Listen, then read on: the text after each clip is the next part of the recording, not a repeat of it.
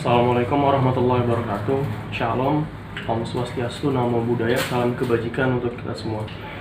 Kami dari kelompok 12 ingin mempresentasikan materi modul yang ke-13. Sebelum mempresentasikan, saya ingin memperkenalkan anggota-anggota saya terlebih dahulu. Dengan saya sendiri, Elias Yasar. Dengan saya Citra Sukma Melati.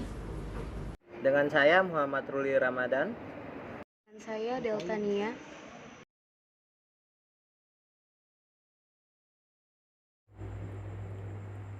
Tumbuhan merupakan contoh dari makhluk hidup. Bagaimana dengan meja, buku, dan gelas? Meja, buku, dan gelas termasuk golongan benda mati.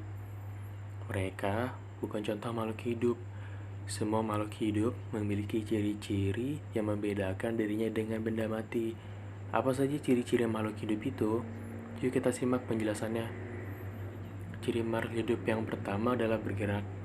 Bergerak bisa diartikan sebagai makhluk hidup yang merubah posisi dari posisi semula.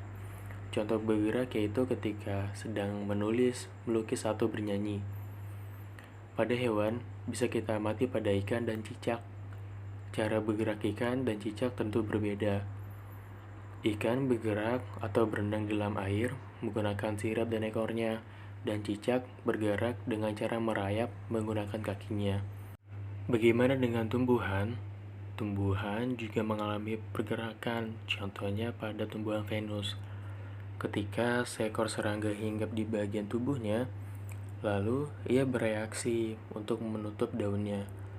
Ciri yang kedua adalah bernafas. Bernafas bisa diartikan sebagai pertukaran gas, menghirup udara berupa oksigen, dan mengeluarkan kembali berbentuk gas CO2 atau karbon dioksida, juga uap air.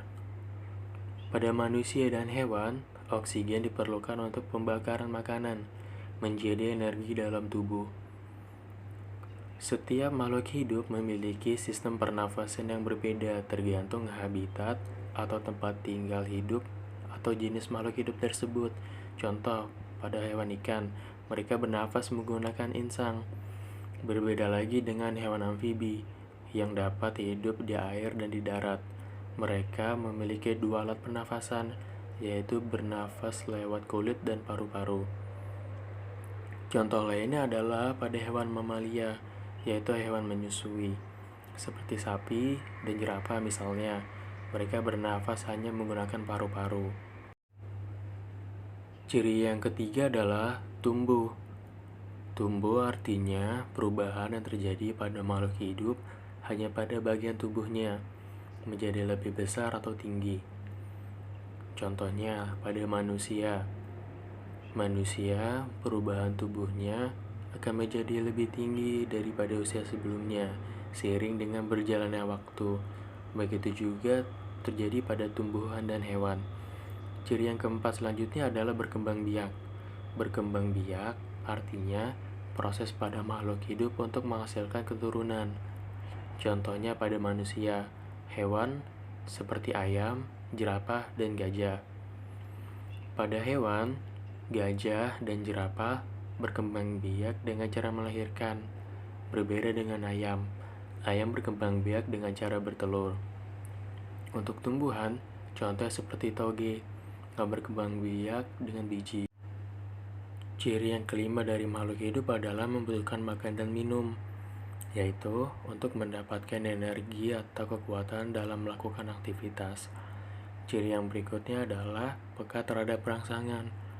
Artinya, makhluk hidup memberikan tanggapan ketika ada sesuatu yang dari luar datang. Contoh, ketika bola datang ke arah wajah kita dengan seketika menutup wajah kita. Contoh lain adalah hewan lintah yang dapat kita temukan pada area persawahan. Lintah jika terkena garam, tubuh lintah akan menggeliat karena diberi rangsangan berupa garam. Contoh pada tumbuhan adalah putri daun malu. Jika disentuh, maka akan mengecilkan batang daunnya. Nah, dari ciri keenam tadi, merupakan ciri makhluk hidup yang bisa kenali di sekeliling kita. Semoga bermanfaat ya. Itu saja dari kami.